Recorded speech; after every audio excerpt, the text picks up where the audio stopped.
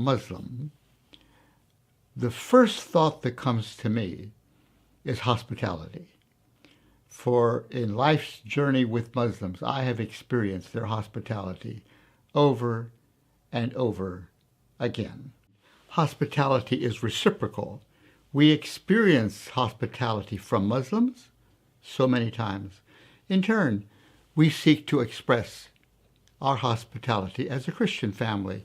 So it's a reciprocal experience, receiving and getting hospitality. In our local community, we now have thousands of persons have become refugees or migrants because of the conflicts taking place in some parts of our world today.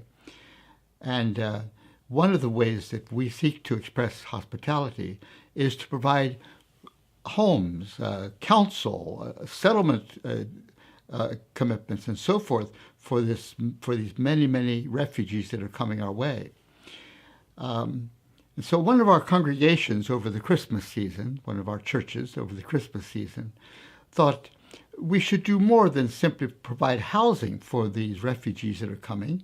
We should find a way to express extravagant hospitality.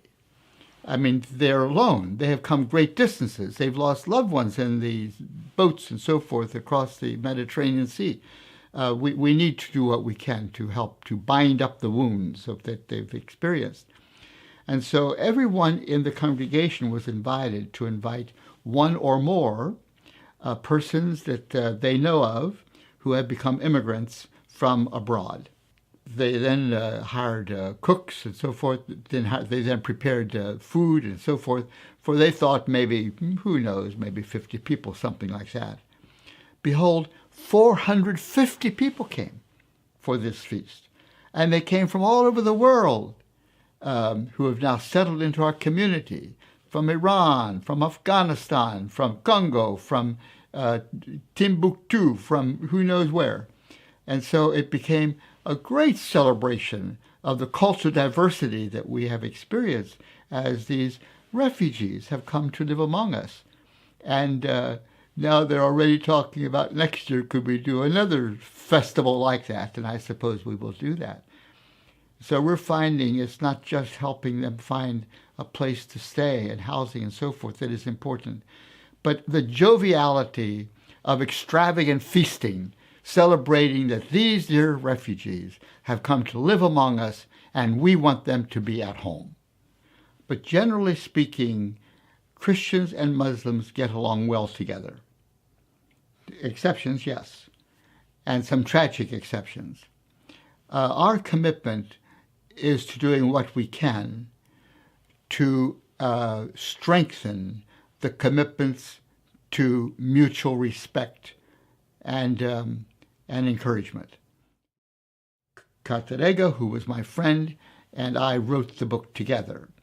It's a 12-chapter book, 24 chapters, 12 chapters on the Christian side and 12 on the Muslim side.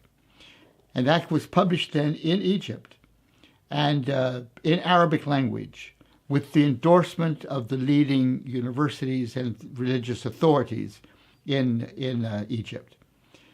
And so they then recently, the sponsors of this publication effort, recently they invited me with Cartarega, who wrote the book with me, to come and have an official launching of the book. And the request was that in the launching, Cartarega and I would share examples of working together, Muslims and Christians, in a peace-building way. We told stories. We told stories of Muslims and Christians seeking to work together in a peace-building way.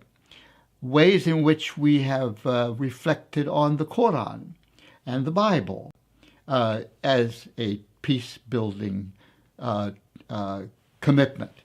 And one of the rather amazing ways in which the Quran speaks to that is that every surah in the Quran, except one, begins in the name of God, the merciful and the compassionate. And so if God is merciful and compassionate, as revealed in the Quran, and certainly biblical revelation says the same thing, then we who profess to believe in God should be merciful and compassionate. How then do we do that? And we discussed that there in Cairo at this gathering. What are some examples of doing compassion in our relationships with one another?